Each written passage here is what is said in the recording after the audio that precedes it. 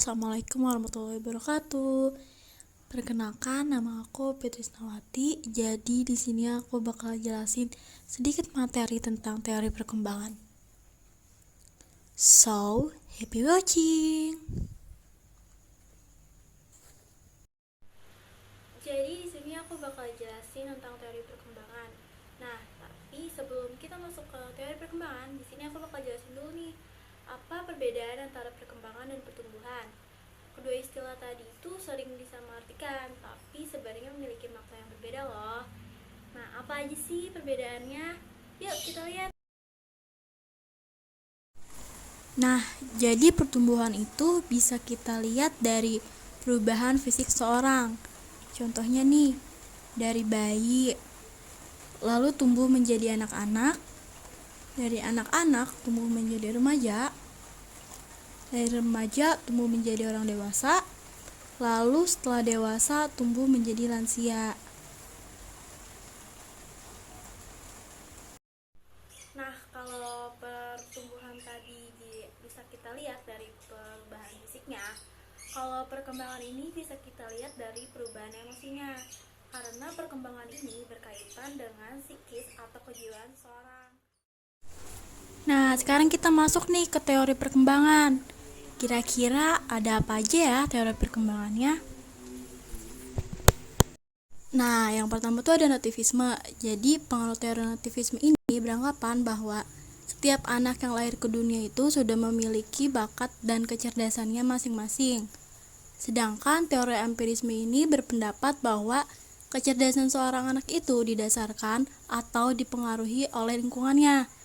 Nah, teori konvergen ini beranggapan bahwa faktor biologis dan faktor lingkungan turut mempengaruhi kecerdasan seorang anak. Sedangkan teori interaksionisme beranggapan bahwa setiap orang itu pasti mengalami 4 tahap perkembangan. Yang pertama masa balita, masa anak-anak awal, tingkat operasional konkret, dan yang keempat tingkat operasional formal.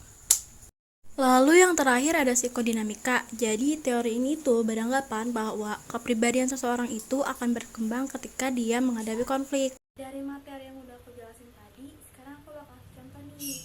Contoh permasalahannya itu kayak apa sih? Beberapa waktu lalu kita lihat di berita ada seorang anak yang baru berusia 11 tahun melompat dari apartemennya. Hal ini dikarenakan dia meniru salah satu adegan dari game PUBG.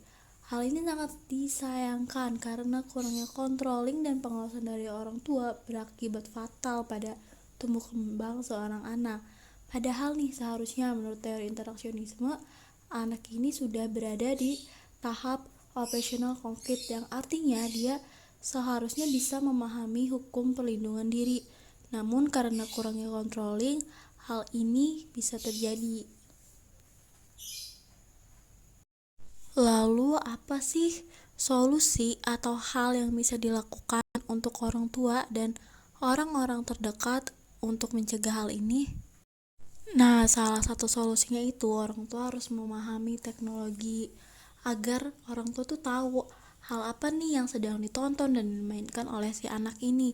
Nah, orang tua juga diharapkan bisa memberikan pengertian tentang hal apa yang boleh dan tidak boleh dilakukan oleh si anak, agar si anak pun paham hal apa yang harus dilakukan dan tidak boleh dilakukan agar dia tidak menyakiti dirinya sendiri serta tidak menyakiti orang lain.